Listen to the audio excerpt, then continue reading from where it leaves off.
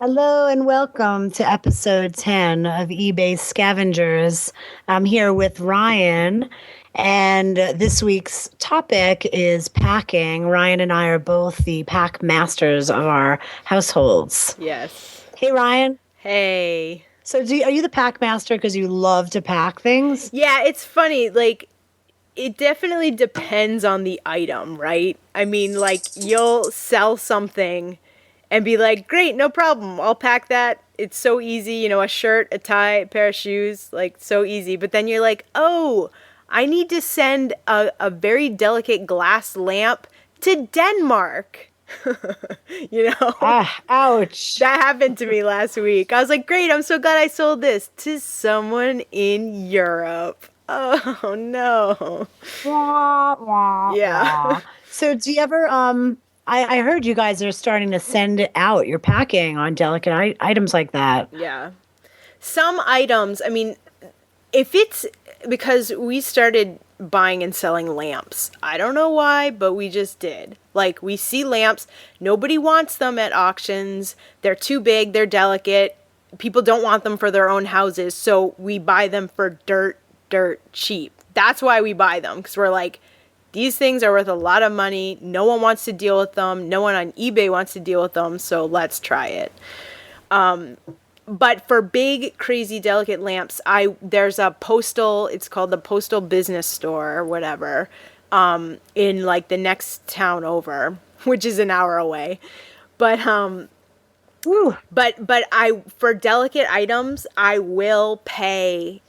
The maximum that I pay for certain items is like $30, which is a lot, but Oh, that's not bad. yeah, it's not bad if you're like, I don't have to deal with it. I know it's safe. Like, the customer's gonna get it and it's gonna be intact and not broken. That's worth it. And Right. and for me, I mean, either I'll add that to the shipping and handling, like whether it's part of the shipping and handling, or I add that into the price if it's free shipping. You know. So you're not getting into like custom crating. It doesn't go that far. No, mostly now it might be getting into that territory because we've been starting to look at furniture, like thinking about shipping furniture because again, no one wants to move it, no one wants to store it, no one wants to ship it. Right. So no one buys it. So you're like, "Oh, this Danish Right. modern, desk, like you can sell it on eBay for almost $4,000 and it's going for $10 at the Wow. auction." Like I can't I pass see it that stuff too. up, Yeah. So I don't know. We haven't gotten into that yet, but I think we're going to try to figure that out soon. I think we'll do some test pieces like a chair, something that we can Right. figure out, but And maybe you'll yeah. have to find a niche kind of shipping company. Yeah, I have a friend in Brooklyn who's been running a custom lighting shop for years, and she'd get these commissions to, six-figure commissions to like do the World's Bank lighting, some Yep. fixture that's, 800 years old and whatever. They would do these custom crating jobs that was just insane. Yep. But it's amazing what you can ship. You can, and the thing too that I basically how I try to learn about those things, and we can get into the things that we actually do ship since we're kind of talking about stuff we don't ship, but the way that I've been researching it is looking on other people's listings on eBay for furniture, for like Danish modern furniture. And one person said this, and it was really great. They're like, you can pick it up from me locally. I live 200 miles outside of St. Louis, whatever. Right. Or you can contact this certain company, I forget what they're called, and you can figure it out from there. Like, I will give you my address. Interesting. Yes, it's called white glove service, which is kind of what it sounds like, where the company drives their truck to your house, packs it, blankets it, crates it, whatever they need to do, and then they ship it to the person's address. But the customer is the one Deals that with it. deals with it, where you're Yeah. like, this is my address, this is my phone number, they can contact me anytime, I'll be at home, whenever they need me to be, and just, I don't want to deal with it. Like, you pay for the service. Like, if you're paying $4,000 for a desk, you're gonna Yeah. pay to deal with it, Yep. That's really smart. I'm curious to see what your follow up is on that. So, I had in my mind, when we were going into this podcast about packing, the last time I saw you, and so that was when you visited us, and I remember we were just getting started with this, and you and Mikey seemed to have this common ground of like, throw something in a box and then throw the box out the door, and it would rattle and there'd be no stuffing, and we were laughing about it. So it Yeah. sounds to me like you have changed significantly. Yes, I have really changed my tune. And the reason is, and it's something that you guys always talk about, is when you make mistakes, you learn from those mistakes very fast. And learning about things that are expensive that broke when you ship them and you have to refund people, that changes your attitude so fast, I think we also potentially come into this a little naively at the start. Like, Yes. we don't realize just how rugged and tough the shipping business is. And these packages go through hell and back. Yeah. And also, yes, absolutely. I mean, you need to think about, okay, this is a piece of very thin, delicate, collectible glass that's 100 years old. If it drops Right. from a conveyor belt, it needs to not break. So how do you achieve that? Yeah. So let's go there. Like, Yeah. what do you do with the super breakables? How would you pack that? Well, I actually learned this from you guys, because you guys were really starting to sell like very unique like items from yard sales when I was just selling clothing. So I was just like, well, how are they doing this? And you had on your listing, you said, I use the floating method of packing. And that is, Right. you pack the piece of glass or the mug or whatever it is, with bubble wrap, and you really pat it in a box. And then you pack that box in another box with padding all around that. So it's a double, you double box it and you float it. And that is for Yeah. me, that, and if the item, like this lamp that I talked about in the last podcast, is two separate pieces. So there's the bottom lantern part, and then there's a cover that goes on top of it, and it's glass. And so what I'm going to do is I'm going to, each separate piece, two separate pieces, they're going to get packed in large bubble wrap with the large bubbles, and they're going to each go in their own separate box. And then those boxes are going to get floated in a bigger box with padding around it. And that should be sufficient. Perfect. So Yeah. is that Yeah, what you I mean, do? yeah, that's how we got started on it, based on not really even copying anything, but just the realization that if something drops and it can't hit on any of Yep. its sides a hard surface, being it's the wall of the box, then it cannot break. It just cannot. So you can really kind of give it a pretty tough drop, and unless it's super crazy severe where it would shatter, it's not going to break. It could tumble, it could go through hell, and we've really had no problem, no breakage whatsoever as long as we float it. Yep, I have it. And ever since that time we visited you, which was a year ago, I had shipped, I think it was right around that time, I had shipped 2 separate cast iron pots with lids, in a really haphazard way, and they shattered because they're Wow, cast iron. Yep. Cast iron will crack and break and shatter. Because it's heavy, so it'll drop off the conveyor belt or the truck or whatever. So that's going to, be a big drop. And then if it's not double boxed, it'll hit on a side. If you've just wrapped it in, a thin bubble wrap or whatever, it's not good enough. So I had 2 very expensive, like $80 to $100 cast iron, vintage antique cast iron break. Luckily they were insured, so I was able to give them their money back, and the insurance covered it. Nice. But Now, you just mentioned with the glass pieces using big bubble as opposed to regular bubble wrap. So I know Mikey said you were really fond of the big bubble wrap. So what's up with that? yeah, definitely. I use the small bubbles for some things, but for glass, mugs or vases, the big bubble wrap really, it almost like creates this like cocoon around it. It's like big and bulky, which is good because when you're when you're putting it in a box that's going inside a box, you want to make sure, like you said, things aren't rattling. Like, you don't want this thing to move. It is like, not moving inside that inside box. So the big bubble, because I would wrap stuff in small bubble like 3 or 4 times, and I would still have to stuff like newspaper in the sides, which is a pain. So if you just use the big bubble, mostly it's like bulky enough that it just like, sticks itself in the box. So I know we're both pretty, intense about finding free materials, and then also, partly for the recycling and partly because we want to be cheap about it. So are you able to score Big Bubble, or do you have to buy it? I have to buy it. And the thing was, I am like so thrifty when it comes to this stuff that's one reason why forever I just didn't buy it. I was like, buying packing material, blah, blah, blah.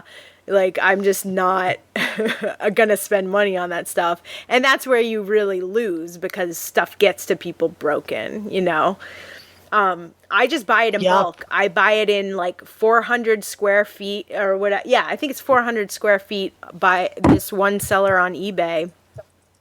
And I just, it's a pain in the ass to store it because it's like 4 or 5 huge rolls of bubble wrap, but I use it so much. So it's worth it. I love it too. And when Mikey passed on that you were loving it, I was like, you know what? She's right. And every time I run out of it, I'm miserable. Yes. But, just on free stuff, like I can always score boxes. I got a lot of stores locally. I could always score some styrofoam, which I will custom cut and use. Yep. And admittedly, I'll use the USPS free stuff, whether it's bubble envelopes or boxes. And sometimes I'll even manila paper over their boxes just to use the size. I hate to admit that I do that, but I absolutely do that sometimes. Well, because it's free and, it's just like, I feel like with smallish sellers like us, like when you can, anything thrifty you can do is necessary. Like if like you were saying, you score free boxes from like box stores, like I go to Walmart and if they're stocking the deli or the candy section, I'm taking a whole cart of cardboard away and people think I look like a crazy person, but I'm just like, I need it, Yeah, we do the same. And I like it both, again, for economy, but I like knowing that I'm sending it somewhere. Down here where we are, we're kind of remote, and our cardboard, it gets hauled off, but it's questionable. You don't really know if it's going anywhere better. Some of the tricks we've come up with for just the bulk of what we do, really, well, actually, we've changed our theory completely about what we sell based on packing. So we realized after about a year running our show that we were just not up for, dealing with big, awkward, difficult things. Not just because our storage is limited, but because the packing just sucked. So we became like, we just tried it out. What if we became the people who specialize in tiny things? Yep. So what happened right away is our inventory numbers went way up, and we didn't bust out of our storage. And then our shipping each day was super fast. It was like, boom, everything went into a small envelope. And what I love about the small envelope is you could take just about any small object, take a little strip of cardboard, cut it off of a regular box, roll it in the cardboard, put a piece of tape on it, throw it in a plastic bag, out the door it goes. Yeah, I was going to ask you about that because that's the thing about small objects, like small jewelry or small like trinket boxes or whatever. It's like you want to just put it in a poly mailer and send it first class because it's so cheap and little, but you really do have to do, like you said, roll it up. Like sometimes I'll do bubble wrap and then I'll roll it in the cardboard from another box and then put it in a poly mailer because you have to protect the small stuff because someone could just squash it. Yeah, you do. And I often write do not squash or do not compress or whatever. But, I can't believe the delicate stuff that I have mailed just doing that cardboard wrap. It's amazing. Yep, that is a really cool trick. I really love that trick, especially if you can use like a thin cardboard that will really like roll up. I find the dividers in the cases of wine, the cardboard boxes that wine comes in, often at restaurants, but those dividers are really nice thin cardboard, and that's always free. So, I think we both do this. Anytime you can avoid a box, you avoid a box. Clothes, blankets. I know if I Yes. can plastic bag it, I will. Yes. I was going to ask you But about it's that. the big awkward stuff that gets crazy. And I find a lot of the big stuff, I find myself making a box, like Hmm. taking a ginormous box and then hacking it into a much smaller box and essentially custom making a box. Yes.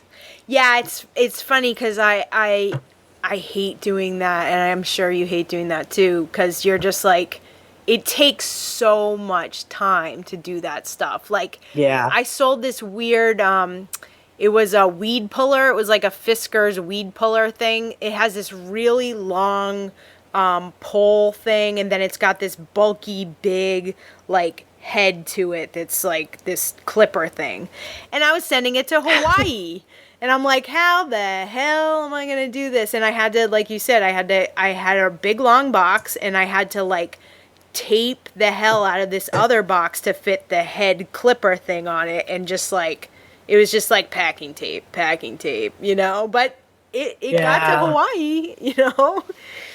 So, On occasion, I've left the handles of things out. yep. So, vintage suitcases, for example, like I've left the handle for the postal worker, and I've never had any problem anytime I did that. That is a really smart idea, actually, because I sell a lot of like old hard shell suitcases, and I'll generally, because it's really hard to find a box for those because they're like Yeah. 20 inches long. You're like, where am I going to find a Yeah. box for this? But yeah, so what I'll do is for those, that's a really cool idea that you just said. I think I'll try that next time. So I have a new favorite thing that I've been doing for maybe half a year now. So I have this theory that like everybody likes to feel like they got a present in the mail. And even when it's totally unnecessary, I do not let anything out of my house without wrapping it in butcher paper, whether it's a shirt, a pin, a Walkman, boots, everything is wrapped so that whatever box or envelope it's in, that's layer one. And then it's like you're opening a present. And I found that since I've been doing this, all of our feedback on eBay says amazing packing. That's cool. I really like that idea. And in fact, I started doing that recently where it's not butcher paper, but it's like a plain white, like tissue paper on some items, like more delicate, small, or like more expensive, like sweaters or something. I'll do that too. Cause Right. it's, it's a little bit more special. I wish I could do it with everything, but like if I have to pack like over the weekend I had to pack like 20-25 things. I'm like, this is gonna take me forever if I do that, but I will do it on the small, like a silk tie or something like that. Right.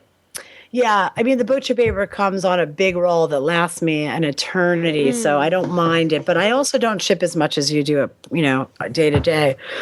So Ryan, what are like the 5 or 6 or whatever? What are the tools that you just could not live without packing? Oh yeah, that's a good question. Well, a tape gun. I think you guys said you were like finally like, we need a second tape gun. I have like 3 of them. Yeah. I think we have 3 or 4. Mikey likes to say, I'm so glad the ban on tape guns has been lifted. Because, sometimes you just deny yourself things for no Yes. reason. Oh, years I denied myself a tape gun. So I was like ripping tape off a roll and cutting it and putting a tab on the end every time. Like, what are you're crazy. Right. Get a tape gun. You'll probably find one at a Right. thrift store if you just keep your eye out, you know? A tape gun, let's see. So, So what else do you love? packing tape, obviously I have like crates of that. I dream of going to an auction and they're like, here's a pallet of clear packing tape. Let's do bids on this. I'd be like, no one else is buying this but me. Like, I wish I could do that, but yeah, so it's like packing tape, scissors, and like my laser printer. Like I could not, for packing, I just could not. And big bubble wrap. That's my stuff. I think we have the same list, except your big bubble wrap is my butcher paper. And then We have a real favorite pair of scissors that we found, and we bought like 3 pairs now. And it's a pair made by Fiskars, and the 2 axles, the 2 parts come apart, and one can turn into a knife. There's like a rope ripper. It's really versatile, and we're crazy about them. Yeah, I really need to invest in a pair of those because Mikey keeps raving about it, and I'm like, oh yeah, I probably cannot live without that if I get it. I wanted to ask you one question though before we end this episode too, is like, we were talking in the beginning, like we love packing certain things, and sometimes other things are a pain, but what is it about packing and shipping things that's like satisfying to you? Because you really do have to enjoy those things to be an eBay seller, or else it just feels like a bad office job. It's true. I think I have a few motivations. One is I'd so much rather do that than have my face on the screen. So while I'm packing, Mikey's on his computer doing the labels. I don't want more screen time. So that's a motivation for me. And, actually, the other motivation is I started off as an architecture major in college, and I was in 3D design, and I thought for a while I might be a toy designer. So there's like a part of me that really likes the challenge, the spatial challenge. I know it sounds kind of silly, but I feel like I have a little bit of a sense of pride in it. Yep. Yeah, it's funny that you say that. That's true. Yeah. I mean, because I do both the labels and the packing. Like I do all the shipping, but there is like it is really funny that you said a spatial challenge, because I find, this is like a little side note, I find that women are more like spatially, like they understand things differently than men do, or whatever. It for Jay and I, he's just like, what? I don't understand that weird puzzle in front of me, and I'm like, like I've already figured it out. So for me, it's this spatial challenge where I'm like, how can I fit this weird thing in a box that I don't even have?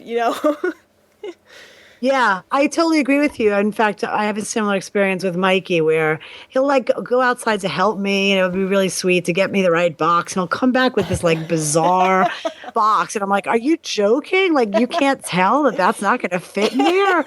So I just realized he'll never get that. It's not going to work that way. Right, exactly. So I think that's why we're like naturally good packers. Visual artists I think you're right. Good packers, That's funny. So, I just had one more note in my notes here to talk about today, and that was Parcel Select. I noticed recently that you have to go to an outside shipping source to do Parcel. And one of the things I've learned about Parcel that I'm really aware of is they're just very brutal. And you can ship big things there much cheaper. But if you put anything delicate on Parcel, you're in trouble. I was wondering what your experience was with that. Yeah, I think there's a couple things. Now you can ship Parcel through eBay labels now. So that is back. In eBay, which is good for me because I don't have a third-party label maker. But I find it depends on where it's going in relation to you. So for me, if it's going to the West Coast of the United States and someone wants it Parcel and it's delicate, either I haven't put that as an option, or if they ask, like, hey, I want cheaper shipping to California, I just mention to them, like, look, it can literally take up to 2 weeks. Right. And, this is a very delicate item. You might want to just do priority. Although people hate that because they want the cheapest shipping. That's the hardest thing. They're like, the cheapest. It's $5 cheaper. And I'm like, yeah, it's going to take, 14 days to get to you, possibly, But... Yeah. But yeah, I have found that they are a little bit tougher, and the reason is because a lot of times it's going ground. So it's not just hopping on a plane like over to LA. It's like sitting on a truck after truck after truck, going across the country very slowly. Sometimes it'll get there in 3 days. Yeah, it's just, I find the same thing you're saying. It's unreliable. And again, if you have something indestructible like a pair of leather boots, Right. fine, send a Yeah. parcel. Right, exactly. Yeah, I think the hard thing, and this is true for international people internationally, it's like they want the cheapest shipping, which I understand, but sometimes you're like, this is a delicate item. I need to put insurance on it. Like, you want it to get there fast. You don't want it to, like, take forever to get to you Right. and get bounced around. But yeah, it's a tough decision. It's Yeah. hard to explain that to people. They're like, it's $10 cheaper. You're like, well, there's a reason. Yep. Well, I learned a lot today from you about packing, Ryan. Yeah, And, I'm excited sounds about like you're your a packing tricks. pro. Yeah, well, it's funny because I've definitely learned a lot from you guys over the past year of just like, oh yeah, I can pack things in a different way and actually like spend a little money on packing materials. I'm not afraid anymore. Nicely done. Well, I'm running out for the big bubble wrap. I'm going to unsheep myself and splurge on it. Yeah, it's worth it. Trust me. Every time you wrap something glass, you'll be like, yes. So that wraps up another week of eBay Scavengers, and we'll see you next week. Bye.